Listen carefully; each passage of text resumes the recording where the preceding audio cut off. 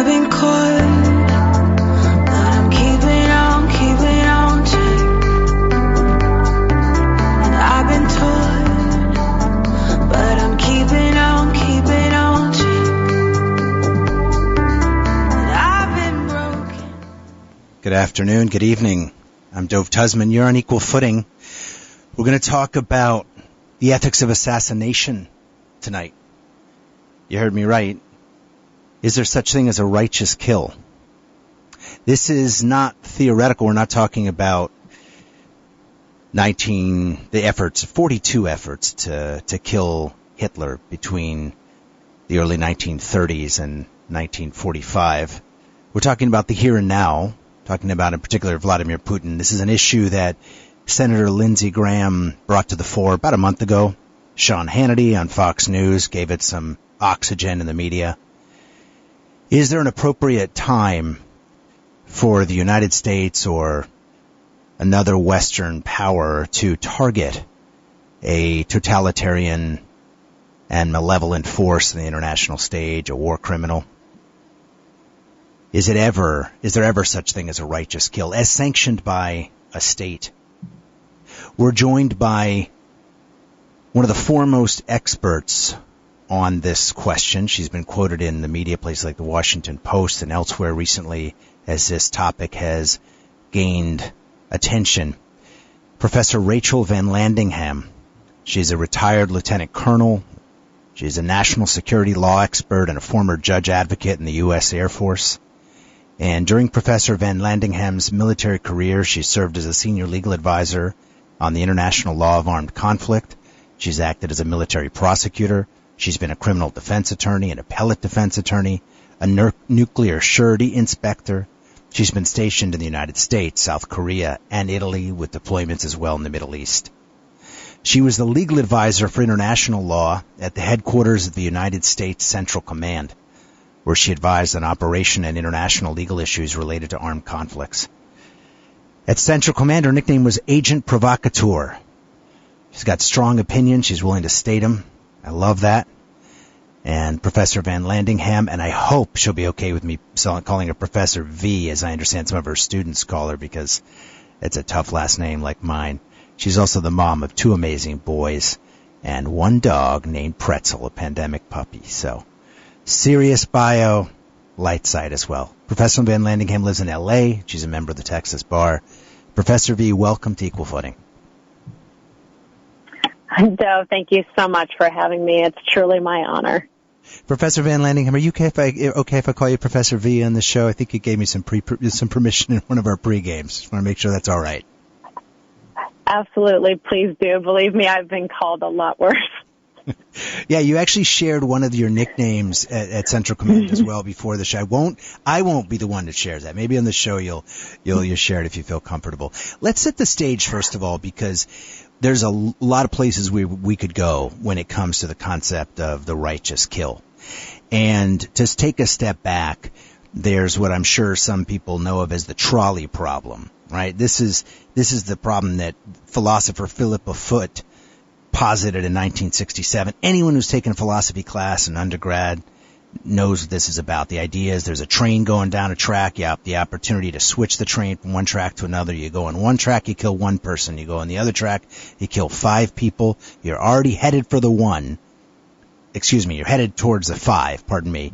That's the default. And is it ethical to flip that switch to switch to the track where you kill the 1 person? And the way that's usually framed is Tony, we're not going to get too wonky, but I just want to frame this for everyone. It's usually framed as the debate between utilitarianism, where, you think about, okay, well, yes, you switch the train to the track where it's going to kill 1 person because that it's better to save to kill 1 life to save 5, and that's utilitarian. It's looking at the kind of value itself of each person, almost like a unit, and aggregating the overall moral value of the act. And then on the other side, and pardon me, philosophers who are listening, because I'm dumbing this down, I know, but there's the deontological view, and that's that an action is intrinsically good or evil, and the action that you're taking when you make that switch, even if the default was going to kill more people, is an intrinsically evil act. Therefore, you can't make the switch, and you shouldn't do that, even though you're saving lives. Now, how does that relate to the subject at hand? Well, Professor V, I know you're more familiar with this than I am, but there's the famous case in 1939, right before Hitler's invasion of France. A German carpenter, a simple guy named George Elser, left a bomb in a Munich beer hall because he felt that Hitler was going to invade France, and he knew of his ambitions to annihilate the Jews and to cause havoc in Europe. By 13 minutes, he missed his target. Hitler was in the beer hall but left early. But he was right. And unfortunately, that bomb did take other lives. But George Elser is now considered a hero in Germany. Angela Merkel has called him a national hero. He has been, there's streets named after him and so forth. So this trolley problem makes its way into international politics, makes its way into the decision of, is it ever ethical? Is there such thing as a righteous kill? Now, in that case, that was an individual. That was one man who tried to. Now, there were 42 attempts against Hitler's life over time, but then the example I just gave was not state-sanctioned. It was an individual acting alone. Here we're talking about state-sanctioned assassination. And Professor V, that's my first question. Is there a fundamental ethical difference between an individual taking an act to kill a war criminal, to assassinate someone that they believe is engaged in genocide, for example, versus a state-sanctioned act of assassination? Well, there's a lot there to unpackage, but just in general, there is a qualitative and quantitative as well as a legal difference between actions that a state takes on behalf of its citizens and action a private individual takes. Police officers often do things that are usually prohibited by private individuals, but are allowed to be engaged in by police in their appropriate law enforcement role. And of course, we know all about how police have acted outside of abused that power, but they do have that power because they're acting on behalf of the state, and we've given them that authority. So absolutely, I think there's a difference between the private and the public sphere, and there's different laws that apply in each. So this isn't anything new to U.S. politics, though, right? I mean, we know that there were attempts by the U.S. intelligence was involved in plots to kill Hitler, certainly after Pearl Harbor. We know that there were plots under Eisenhower when Allen Dulles was the head of the CIA or head of the international security apparatus to kill Premier Zhao Enlai in China. There were many documented attempts by national intelligence agencies to kill Fidel Castro. So haven't we done this before? Sure. Why are we seriously considering it now? Well, so let's distinguish some of those examples that you gave, okay? And we're going to talk about political assassination, and then we're going to talk about targeted killings that are lawful acts of war that go after individuals, because nations that are at war are allowed to target individuals, such as the United States targeting the admiral that was the leader of the commander of the Japanese Navy during World War II, during international armed conflict. The United States targeted his airplane over the Pacific and killed him. It was very successful. That was not assassination. That was a discriminatory. It should be discriminate. The United States was aiming at him because he was a lawful target under the laws and customs of war as a military officer. Even if he was the top officer for his Navy, he was a legitimate military objective and lawfully killed by the United States. Professor V, pardon the interruption before we get to the other examples. I just want listeners to really understand. This was an education for me in some of our pregame. If we're at war, the United States with another country, it's legal for us to target the killing of a military commander, even if they're in their car or sitting at dinner in a restaurant or flying in this. Oh, even if they're asleep, even better. If they're asleep, because then they're not fighting back against us. So let's go back. That's why your Hitler example, you gave two different ones. One, you gave, the United States, once we were at war against Nazi Germany, Hitler as the civilian leader, the leader of both his government as well as the commander of his military was a legitimate military objective at that point. So it's not the realm of assassination during peacetime. It's not murder for political purposes that occurs during peacetime by a state, which is what it seems that Senator Graham was advocating for, either some kind of political assassination of President Putin. But what he's advocating for is also an act of war. The United States as a government targeted and killed President Putin. We are declaring World War III, essentially, not declaring in legal terms as a declaration passed by both houses of Congress, but it's an act of war, and the current administration has done everything it can to stay left of that. But we can go back to that. So going back to the difference of... Yeah, hang on one second. Here's what Professor V is talking about when she's referring to Lindsey Graham's exhortation. We're going to go to some NBC News coverage on this about a month ago. Also this morning, top Republican Senator Lindsey Graham is courting controversy for encouraging Russians to, quote, step up to the plate and assassinate Vladimir Putin. NBC senior Washington correspondent Hallie Jackson joins us with more on this story. Hey, Hallie, good morning. Hey, Hoda, good morning to you. This is a kind of political curveball at this extremely precarious moment with Russia and Vladimir Putin. Senator Lindsey Graham overnight, as the situation at that nuclear plant was escalating, calling on someone in Russia to, in his words, take out Putin. Listen. Is there Brutus in Russia? The only way this ends, my friend, is for somebody in Russia to take this guy out. Okay, so first of all, it's so nice to be back in studio. We broadcast the last several weeks from Dubai, and I'm sorry for listeners for the sound quality. I think we did some interesting shows from there, but boy, I'm glad to be back in our normal time zone, not doing these shows at 3 a.m. and have the ability to get the support from Dimitri here and so forth in the studio. Now, first of all, sorry to sound pedantic, but just so everyone understands what Lindsey Graham's reference there, Professor V, was. Right. It sounds like it was actually to someone in Russia, exactly. Right? But could so that he's be talking about could Brutus. That be taken as the United States, right? Yeah, I mean, Brutus was obviously the senator in ancient Rome who turned on Julius Caesar and killed, exhorted a number of members of the Roman Senate to kill Julius Caesar on the Ides of March.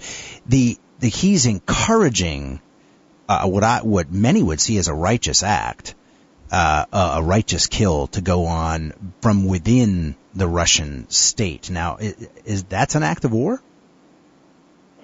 If it was taken as him encouraging, right, and I hadn't actually heard that clip before, if he's encouraging the United States, right, stating a policy position the United States should be, and so here's where we get to I'm going to get wonky criminal law here because I am a criminal law professor.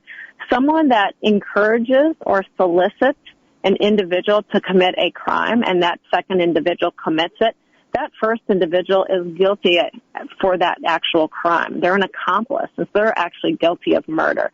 So if Lindsey Graham is intentionally, soliciting someone to kill President Putin, Lindsey Graham would be, under standard criminal law, he would be, if he had the intent that person actually do it, and that's why he made that statement. So then you have a sitting senator that's responsible for another head of state's demise. So you're right, in the very pedantic sense, it doesn't sound like in that statement he was saying the United States should go in and take out President Putin. But you have to look at the position that he's in. He's a sitting senator, encouraging the murder of another sitting head of state, a serial war criminal that no one's going to shed any tears if that actually occurred. But let's go back a moment to what we were talking about regarding political assassinations and U.S. policy. We're going to need to take our first break, but I think let's come back to this subtle but important difference between the exhortation for that to happen by an individual within Russia for a coup to take place versus a direct state-sanctioned action. I wanted to just share with listeners in the research for this show, we came across Robert Rockaway's work, who's a researcher, pretty well-known researcher, actually on the Jewish mafia in the United States, Meyer Lansky in that period. And he has a great articles that's being turned into a book called The Jewish Plot to Kill Hitler, published recently in Tablet magazine. And the FBI in 1933 actively clamped down on an effort by a group of Jewish gangsters who spoke Yiddish, who could get into Germany to preemptively kill someone they knew was not only an anti-Semite but a future genocidal maniac. So this stuff is so complex. Call in, talk to Professor Van Landingham, world-renowned expert on national security law, former retired lieutenant colonel, and we're talking about, is there ever a righteous kill as sanctioned by the U.S. government? Should we be encouraging, in this case, the assassination of Vladimir Putin? You can call in and participate live by dialing 718-303-9090. That's 718-303-9090. Please be a little patient if you're calling in. We'll get to you. And if you are wanting to send in a text, you're shy about being on the air, text your comment or question to 917-428-4062.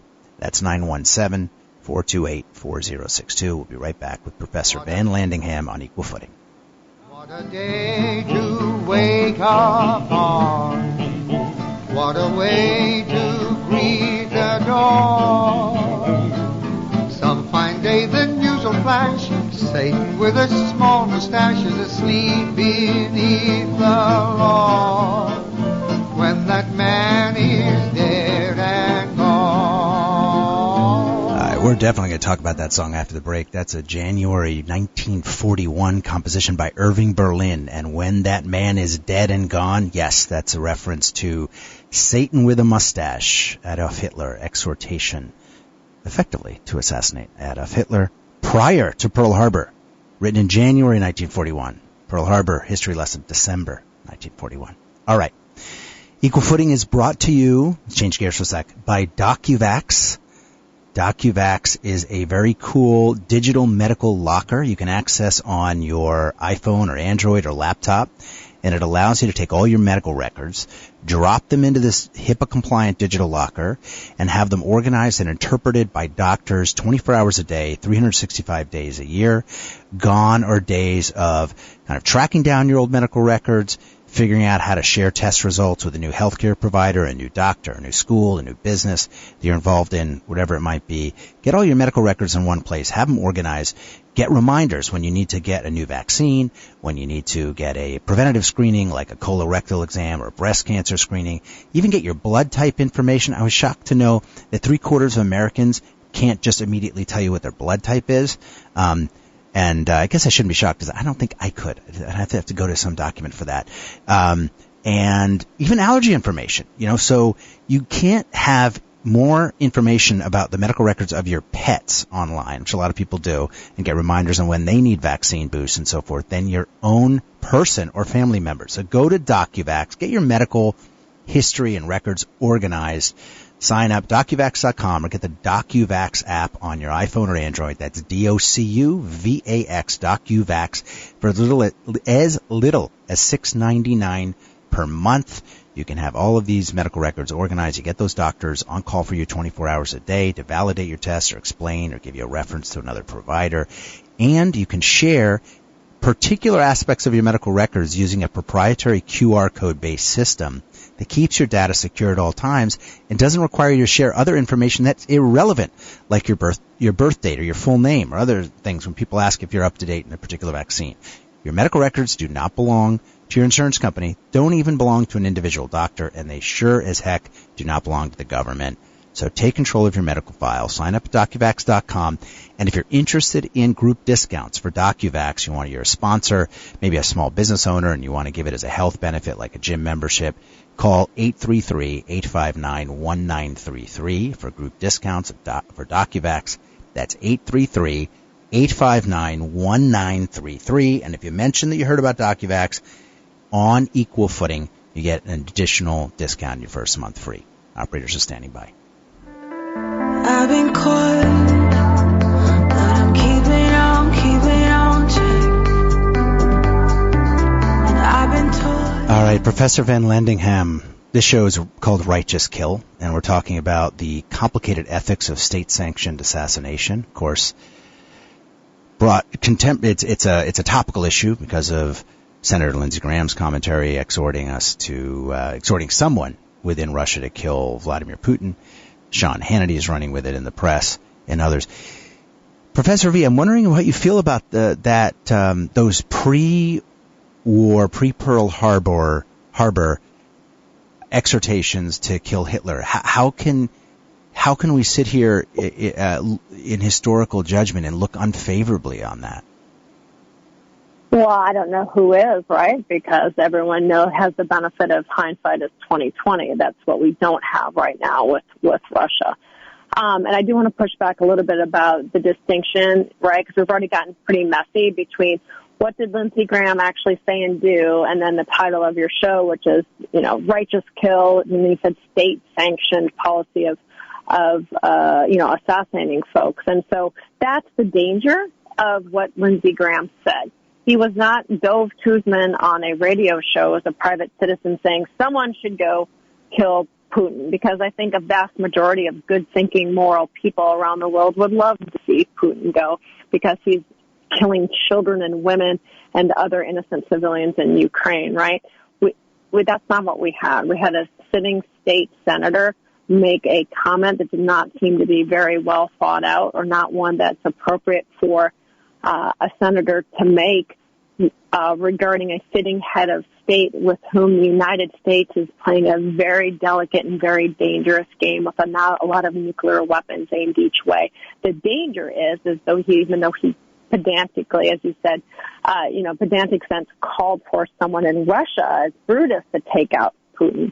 The danger is that Putin and those around him will take that as U.S. policy, that the U.S. is looking at, right? Because it's looking at taking out Putin. And this is why that's so dangerous, or why I think that could happen. Look what Putin does. It's these accusations in a mirror. Unfortunately, the things that he accuses others of, it's a warning of something he's going to do. That's what folks have been prognosticating about the use of biological or chemical weapons in Ukraine, because Russia's accusing, and President Putin is accusing the United States of some ludicrous theory of developing such weapons in Ukraine itself. Is that actually a hint that that's what he's going to do?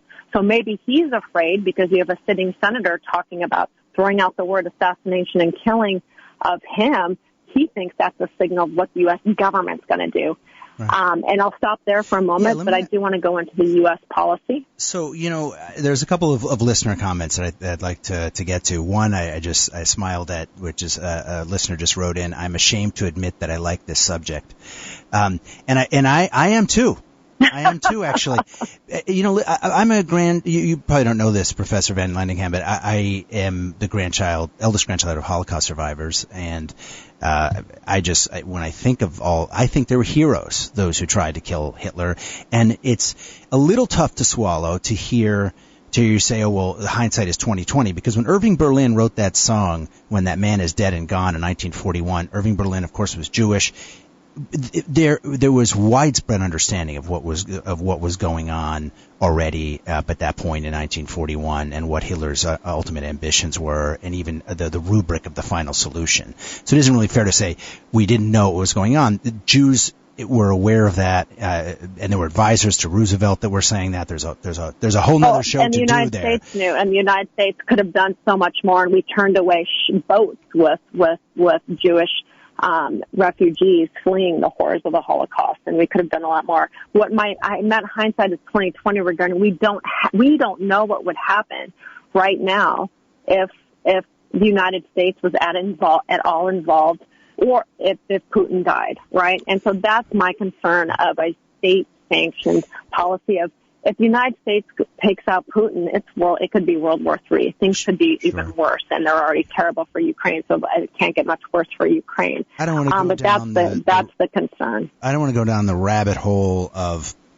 kind of mapping out the probability and how things could evolve, but it is also troublesome for me, and listeners know this, mentioned a couple times in the show over the last month and a half.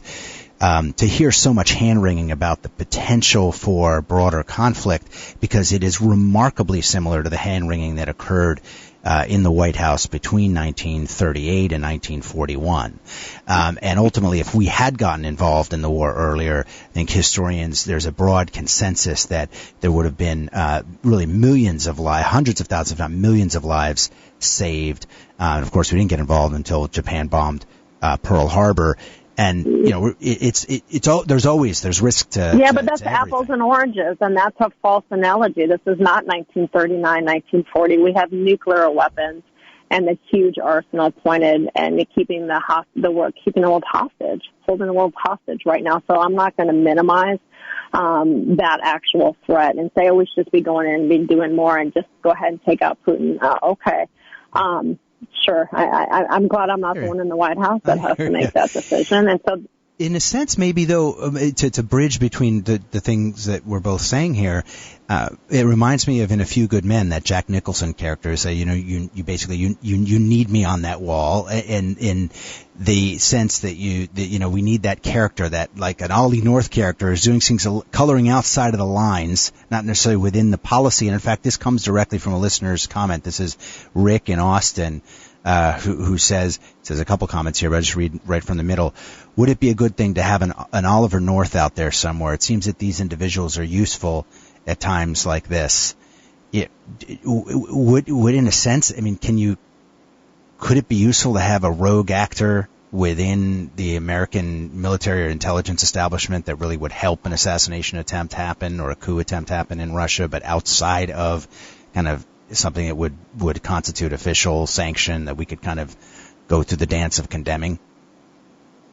I honestly think if the United States thought it could eliminate President Putin and do it cleanly and ensure there wouldn't be the nuclear keys tossed around and there wouldn't be an absolute instability and horror that followed, and there wouldn't be World War III, the United States would probably do it. I think we're really, I hate to use the phrase dumbing down, but we're really dumbing down this situation. I mean, the United States has some of the best intelligence in the world, and yet, it didn't fully predict what just happened in February.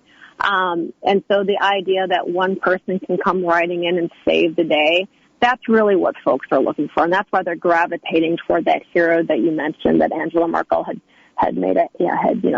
highlighted as a hero in attempting to assassinate Hitler. That's what folks really want. Who can do this? Who can save the day? And they're pinning all their blame on Hitler or on Putin, and they're failing to realize that, there's a substantial percentage of individuals and citizens of Russia that right now are supporting what Putin is doing, probably, I'd like to hope, largely because they're being fed a steady diet of misinformation and propaganda. But the situation is more complex than just Putin. Putin is a legitimate target in the armed conflict between Ukraine and Russia.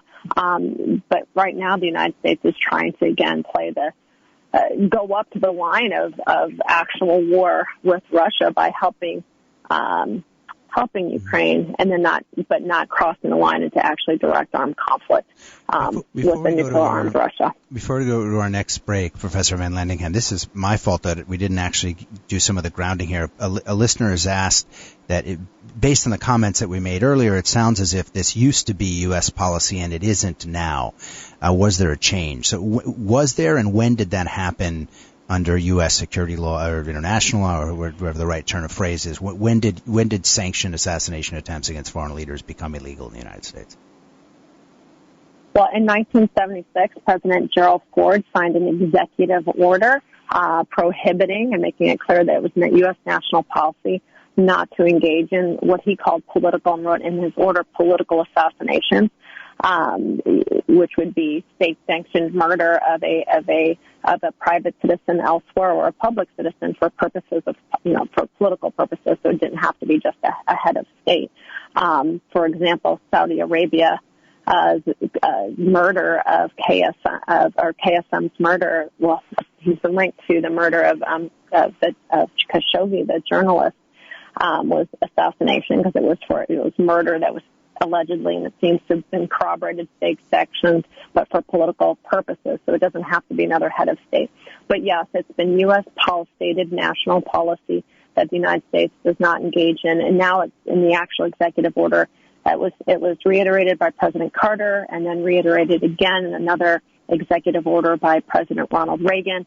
The term political was dropped in front of assassination, and it just says assassination. And that was in response to some of the examples that you gave at the very beginning of the show, in particular, CIA attempts against Fidel Castro in Cuba. And so the United States executive branch felt that it was very destabilizing to have as a matter of national policy the idea of state-sanctioned murder for political purposes when the United States is trying to uphold the United Nations Charter in which the United States vows not to use force on the world stage for political purposes.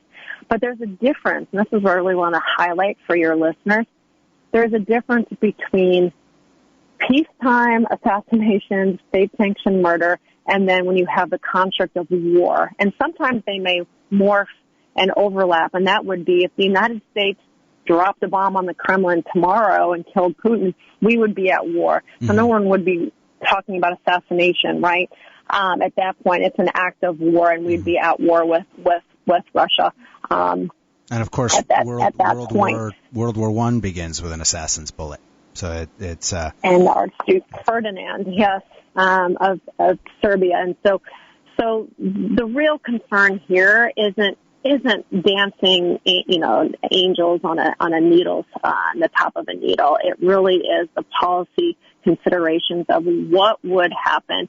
And that's where there was angst about Senator Lindsey Graham's comments. Not that he didn't articulate things that people, I think, rightfully were feeling of, oh my God, could someone just get rid of this evil man who's causing just such utter human tragedy and is a serial war criminal. But it was the fact that he.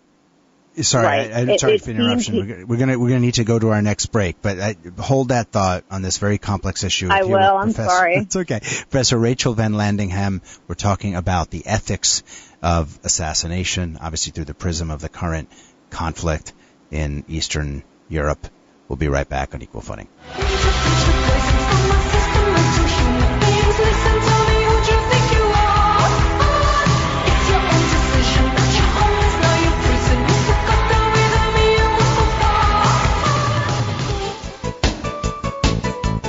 Equal Footing with Dove Tusman is sponsored by MDCS Dermatology, your experts in skincare. With 2 Manhattan locations and 4 offices in Long Island, including Plainview and Commack, the dermatologists and skincare surgeons at MDCS are proud to be affiliated with the Albert Einstein College of Medicine and New York Presbyterian Hospital. So schedule your next skin exam in one of MDCS's convenient New York area locations. To make an appointment, go to www.mdcs.live or call 212-661-DERM. That's 212-661-3376. You can even schedule a virtual video visit with MDCS's board-certified dermatologists from the comfort and safety of your own home. So go to www.mdcs.live or call 212-661-3376. And don't forget to mention Equal Footing for 15% off all cosmetic procedures. I've been caught, but I'm keeping on tight. And I've been taught. You're back on Equal Footing. Call in. Give us your question or comment on the ethics of assassination. Is there such thing as a righteous kill, state-sanctioned? 718-303-9090. That's 718-303-9090. Ask your question live. You can also text question or comment. We've got a couple more for you, Professor Van Landingham, and that's at 917-428-4062. That's 917-428-4062 to text in a question or comment. All right. I interrupted you right before the break, Professor. Are you there? Professor V? Okay, you may be on mute. Oh, I'm here. Yeah. Unmuting yourself is helpful. But as riveting of a point I'm sure I was about to make, I've lost that bubble. So hopefully we can go to one of your listeners' questions. No problem. Well, let's do that. So First of all, I just want to give. There's a couple questions, but I like this quote. One listener wrote in that we should state on the air the Voltaire quote, the philosopher and writer Voltaire. The best government is a benevolent tyranny tempered by an occasional assassination. Just been asked to read that on the air. All right. So, question here: does the professor think that if Biden was poisoned, we would nuke Russia? Well, the United States right now is not engaged in a huge international armed conflict, well, in an aggressive war against a neighboring state that President Biden has said is essential to prevent Nazification, right? So, yeah, I think it's a completely different context. I think but I do think that the United States. Let's assume the listener meant if Biden were poisoned by the Russian state. That's an act of war. I'm not sure what the United States would do at that point. Mm-hmm. Okay, so here's another question to the professor. Should assassinations be part of teaching military game theory if assassinations are allowed after a declaration of war? I guess maybe I'm going to rephrase that. Are they? Are assassinations taught? That. Well, it depends on what you mean by assassination. Assassination is the term is typically referred to, if it's state sanctioned, a state sanctioned murder, an unlawful killing of a foreign national for political purposes in peacetime. Because that's very different than what occurs during an armed conflict when there are individuals who are made targetable through the laws of war because of their belligerent status. Well, that's what the question said, though. I think the question is asking, doesn't seem to be challenged, it's more asking you, given your familiarity at U.S. Central Command, are assassinations taught as part of military game theory after the declaration of war? No. I mean, not as an assassination, no. And individuals are trained on how do you identify and distinguish individuals who are targetable and who are not targetable, which is easier in some conflicts and harder in others. And so I really don't understand. I mean, when you see military game theory of, what would happen here, there to trigger various events, yes, but military members are, for those that are students of history or engaged in certain, levels, they'll be very familiar with the executive order that prohibits assassination as a matter of national policy. But again, that's been construed as being separate and distinct from law-time targeting authorities as well as self-defensive actions by the United States. So there can be the ban against assassination was not meant to prevent the United States from reacting in self-defense as it rightly should when its citizens are threatened by an actor overseas, right? I view that as kind of like a pop-up, war right there on its face versus assassination. I do want to acknowledge that a number of listeners, and of course we do have a strong Jewish listenership to this show, have written from different perspectives on folks they see as heroes that either targeted assassination of Hitler or even succeeded in assassinating Nazi officers in close to Hitler. One listener Anna writes in a relatively detailed description about 2 Czech soldiers that were trained in England that parachuted back into Czechoslovakia to assassinate the Nazi officer Reinhard Heydrich, who was called the Nazi Butcher of Prague, and that they're considered national heroes in Czech and so forth. And just I want to acknowledge this listener and others that have written these points. I think we all know that by the time, as I think Professor Van Landingham has helped us understand, once there is a declaration of war, of course, targeting the killing of key military officers and senior commanders is completely within limits. That's not a war crime. It doesn't even seem to be that complicated an issue ethically. I also want to acknowledge a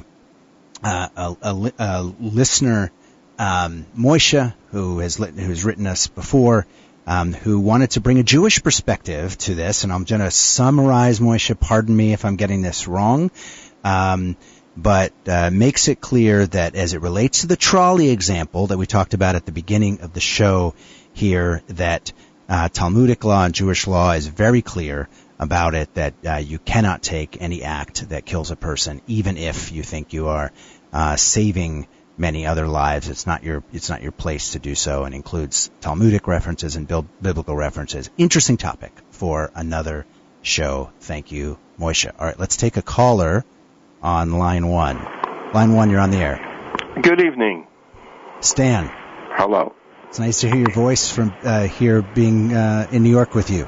You sounded like you were sick for a little bit before. I think it was just a connection from Dubai. This was really hard to do the show from there. Okay, let's get to the bottom line here. I was in a war. Reality is not what I'm hearing here. Okay, assassination. Let's talk, for example, the state of Israel. It's a business. They do it, and they do it succinctly right. They go after their enemy, whether there is no war or not. Okay? They've done it against specific ISIS members. They've done it against Taliban, not just Taliban, but mostly Arabs. And they don't wait, and they don't worry about if they're Jewish or not. It's about Israel and their enemies, and that's all it's about. And so the Israelis, the Mossad, very quietly can do it and does it all the time. And I'm happy that they do it. They don't need to look in the Bible. They don't need to look anything else. It's about survival of a country. And the United States waves a flag. We salute it, but we do what we have to do to keep the United States survivable. And if that means killing people, even when laws are there, it's done. It has been done by the CIA. They do back regime changes where they kill people. And I don't see anything wrong with it because I was in a war.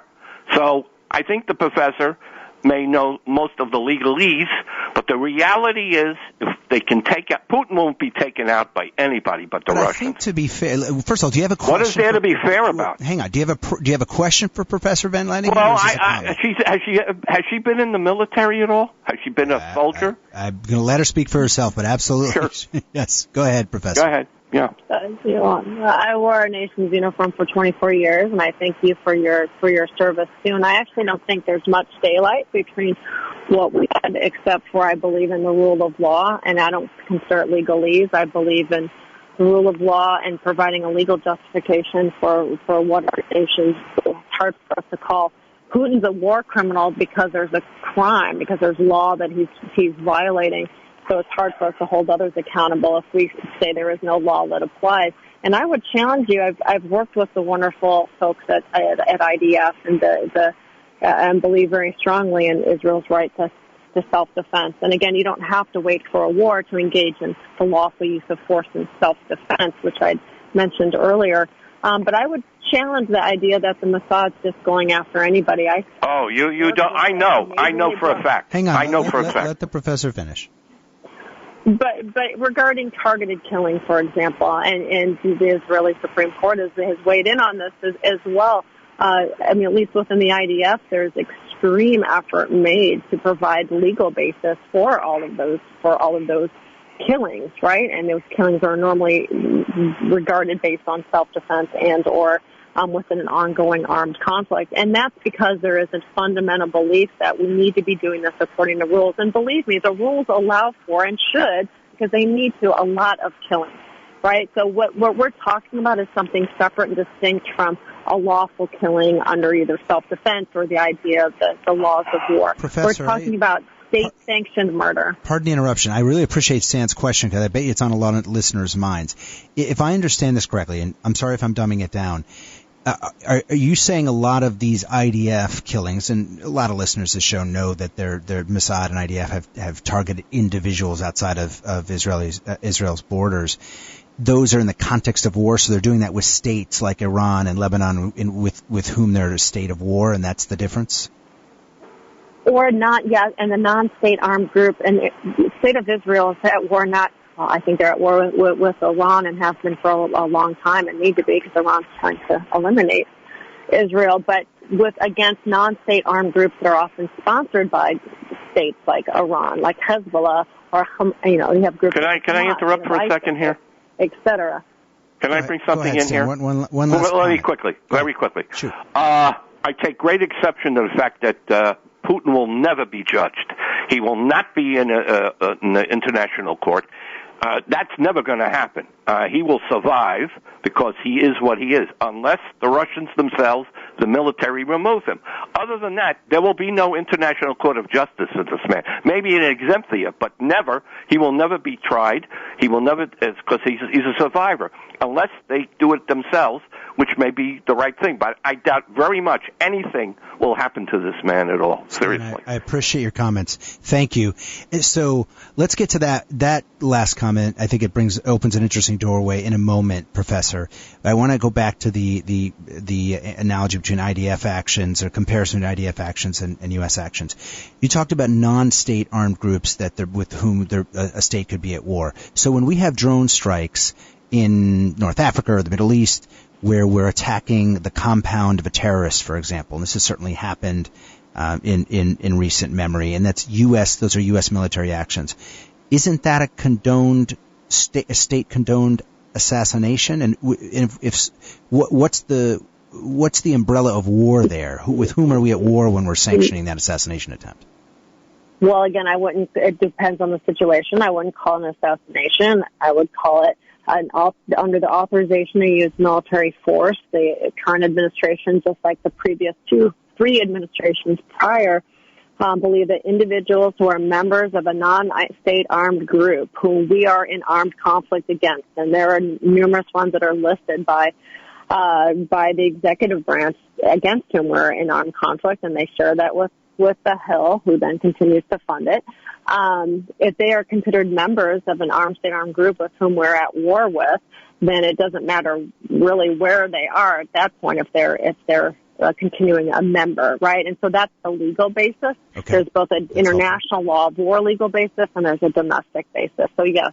But there can also be someone that if the United States believes that they pose an imminent threat to the United States citizens, for example, they're about to attack an embassy, they don't have to wait for there to be an authorization to use military force. It's the executive branch's duty, the commander-in-chief's duty to protect that embassy and use armed force. And if they have to, for example, drop a bomb on someone, they would need to protect that embassy. So that's classic self-defense on the international stage.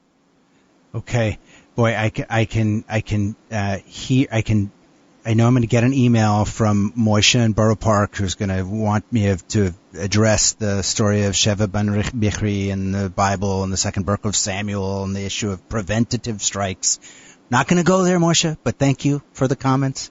Look it up, folks. Look up trolley problem, Sheva ben Bichri, the second book of Samuel. There's actually a good amount of this in Torah. We'll be right back. On Equal Footing, Professor Rachel Van Landingham. Professor V, retired lieutenant colonel, former judge advocate. She was in U.S. Central Command. She's been stationed in the Middle East, in South Korea, Italy, United States. Foremost expert on this issue. The complicated ethics of assassination or targeted killing, unless on the state-sanctioned side of things. We've called this show Righteous Kill, perhaps to Professor V's chagrin, but it's gotten a conversation going. We'll be right back on Equal Footing.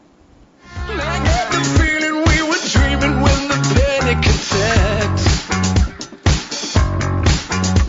And we keep making stupid people famous, now we're paying for that.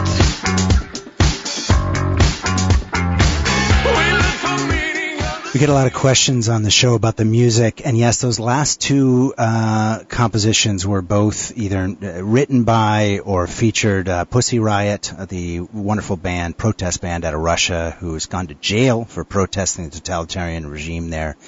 Also a great band. All right, Equal Footing is also brought to you by Mechanical Art Capital. We haven't talked about Mechanical Art Capital in a little while, but check it out. Are you paying attention to what's going on with watch prices and the demand for high-end luxury watches? It is bananas. People have collections now. Put aside dealers. I mean, dealers got lots of value in their showcases, but watch collectors now have a ton of value that they could collateralize and use to whatever, buy something else. Even finance an improvement in a home or whatever. If you have a bunch of watches, you're a dealer or you're a collector, and they're sitting around, use that money. Unlock the value of your collection or your inventory through Mechanical Art Capital's buyback contracts. It's super simple. Download the app, Mechanical Art Capital. Yes, type in those 3 words, Mechanical Art Capital, into your Android or iPhone. Download the app, snap some pictures of your watches, you get an immediate appraisal, and you get a cash offer of financing. You can get cash in 1 to 2 days. You can also just have that appraisal for insurance purposes or to impress your friends. You can also call 833-209-0972. That's 833-209-0972 for more information. Operators are standing by. You can also go to the website, mechanicalartcapital.com. Unlock the value of your watch collection or inventory. Mechanical Art Capital. I've been caught, but I'm keeping on check. Back on equal footing. Darn, we only have 10 minutes left on this really interesting subject. I love the listener who wrote, I'm ashamed that I'm interested in this subject. Righteous kill, we've called it. I know, Professor Van Landingham, when I'm saying this, you're probably kind of getting red in the face. We're talking about... No, I'm not. I was in the military. I advised people on the legality of killing. I'm not an ethicist. I'm a lawyer, and I frankly don't think that this is a legal or ethical issue. I mean, I think it's very ethical for Mr. Putin to go. My concern, and that's what I've tried to get across this whole show, this is a policy pragmatic issue of what do we know is going to happen after the death of Mr. Putin, and what are the ramifications of the United States if it was taken as a policy statement, endorsing assassination as a policy. So frankly, I think this is really more of a policy call.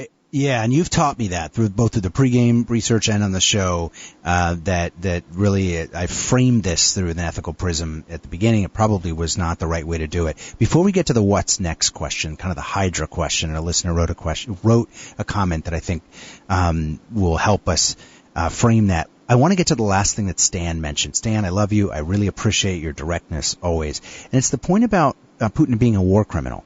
Professor Van Landingham, if you have a case where someone has been, tried in absentia or been determined to be a war criminal or is maybe wanted in The Hague on charges of being a war criminal, doesn't that give us the legal basis as the United States or as an alliance like NATO to go and maybe not kill that person, but go and capture that person to bring them to The Hague to stand judgment? Well, I mean, that's how folks like Slobodan Milosevic and Mladic wound up in the docket at the ICC in The Hague. But again, this isn't a legal issue. There's under Article 51 of the UN Charter, there's the use of force is lawful in self-defense, and there's something called collective self-defense. NATO and the United States could say, we're going to help out our Ukrainian friends and help defend you against Russia and use that as a legal basis to enter into this war. But the idea is that no one wants to go to war because of nuclear weapons and they are afraid of that. Or maybe there are more reasons for not going to war. But again, it's not for lack of legal basis, I think. But yes, if there was an indictment that was issued under the criminal processes, there are mechanisms that would allow for the legality of the detention of those who received such indictments. But I agree with Stan on that one. I'm not sure that there'll ever be accountability for Mr. Putin himself, except for the ultimate accountability of meeting his maker. Yeah. But that doesn't mean that there aren't rules and laws out there that the United States is trying to promulgate and support as a rules-based order, because that's Putin's biggest threat. I'm one private citizen. I thought I would never say anything in agreement with Lindsey Graham and or Sean Hannity, but I am one private citizen who does hope that someone will close to his inner circle, a Brutus type, will take action, because but it pivots on this what's next question, and we need to get to this. We have just a few minutes left. I think a listener wrote a really good way of framing this. It's the kind of the Hydra question. What if we assassinate Putin and someone worse comes to power, like a Hydra? You kill one head and another pops up. Does that mean the U.S. would need to keep on assassinating people?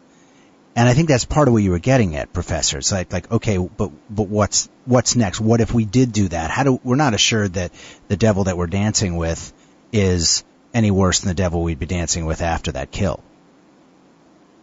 I mean, all I can say is yes. I mean, that's one of the issues. There's also the issue of, if a private Russian citizen engages in some kind of coup attempt and is successful, I would hope they would bring in a more stable regime that's more appreciative and in compliance with the rule of law and with allowing civil liberties for its citizens, right? But the issue of the United States going in and trying to orchestrate that from the outside with lack of intelligence, et cetera, that's, there is a concern of we don't know what will happen afterwards. Would there be a vacuum? And number two, we are concerned, and I think the United States is rightly concerned of the United States is trying to stay out of war with Russia. Mm-hmm. And so but I think that's where you're positing of it and of, wow, what if the United States could do it on the down low? It sounds great, right? But could the United States actually do it? I think if it could have done it, it would have done it, and it would have already occurred. But the danger there is it being the United States act of war, and it's not just. The attempts could be going on. I mean, Putin lives in a security bubble like Stalin did and like Hitler did. We only have a few minutes left. And first of all, I don't want to let this show finish. Professor Van Landingham, former lieutenant colonel, you served, as you said, you served your country for 24 years. You now are an academic on these issues of national security law, but you were an officer and you were at headquarters, U.S. Central Command. I want to express my gratitude to you for your service as an individual citizen, and make sure that everything that I've asked here is framed in the context of that gratitude and respect. And with that, I want to ask my last toughest question of you. And on equal footing, we try to demonstrate through our own process of learning, my own process, that we can change our minds. That with given new information that contradicts our point of view, we got to go with the evidence. And what type of evidence would you need to see? What could happen that would change Professor Van Landingham's mind? You're only going to have a minute really to answer. I'm sorry. That would make you believe, yes, we should have a state-sanctioned act to assassinate Putin right here, right now. What would have to happen? Oh, that's easy. I want to see facts that we could do it, and it wouldn't cause World War III, and it would help end the war in Ukraine. Right? If we could do it, we should. I mean, there is a vanishing point of the law, and even though I do think it would be World War III, and therefore, and I think it would be lawful as an act of collective self-defense. It's really the idea of what could happen next, right? That's the concern. So if it could work, I would love for it to happen. Oh, I know he's probably dialing the wrong line, the 917 line instead of 718. We have a former ambassador who's dialed into the show before, who's on the line, but unfortunately dialed the 917 line, and we're out of time. Professor Rachel Van Landingham, thank you very much for tackling this issue of righteous kill, the ethics of assassination. We'll see how this plays out. I hope to have you on the show in the future talking about this and other subjects. Well, thank you. And I do want to say that, Hitler was a bastard, and it would have been awesome if that could have the atrocities he committed against the Jewish people could have been prevented. And if that's what it's going to take for Putin, I'm all for it, but I also don't like nuclear weapons pointing our way. Yeah, that's why it's so complex, right? I think as many of our listeners, look back to a lot of these arguments of, well, but if we kill this leader, a worse one could come into power, and what if we enter a broader conflict? These were many of the arguments that we know from the Freedom of Information releases and the timely releases over time were made within the White House, within the security apparatus for years, for not getting involved in World War II and not trying to assassinate Hitler prior to that declaration of war. Thank you, Professor Van Landingham. We'll see you next week.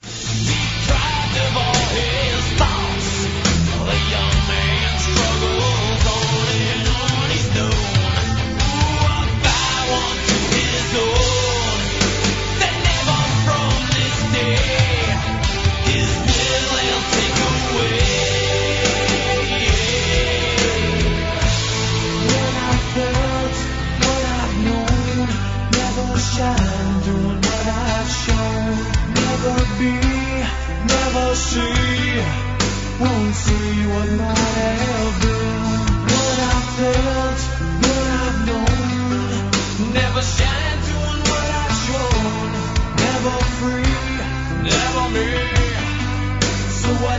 the